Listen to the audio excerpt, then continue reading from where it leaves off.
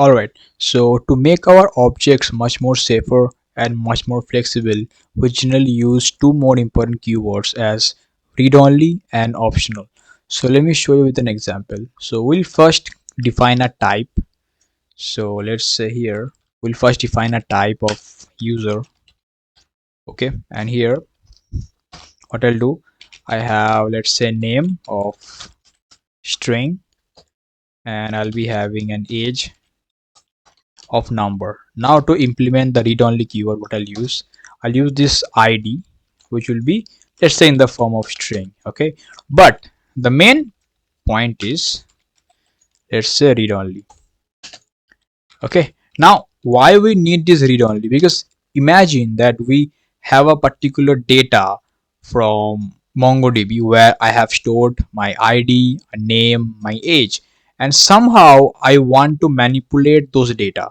But if I write a program that just takes all the properties of an object and manipulates, I can also manipulate the ID, but ID shouldn't be manipulated, right? Because most of the databases generates those ID by itself, like by default. So that's why we should use read only, so that some properties should be unchangeable. We cannot modify them. Okay, so let us create a user first. So let u1 with type user. Okay, now as I said, we might want to modify our user, like our user id. So u1 dot id, to see there's an error, and it's saying cannot assign to id because it is a read only properties, and it is extremely important. Okay, now our second one is optional.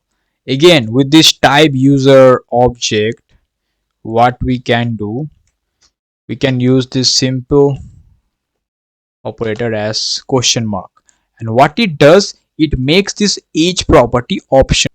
We don't need to use those properties just right now, we can do it later. Okay, so that's why, let's say, with this user u2 user, and what I can do, id would be, let's say, 101, and name is must, so something, I can do that as well. Also u3 user, I can also do that. Okay, so this is how we'll be making our objects properties much more safer and much more flexible. Okay, so yeah, thanks for watching.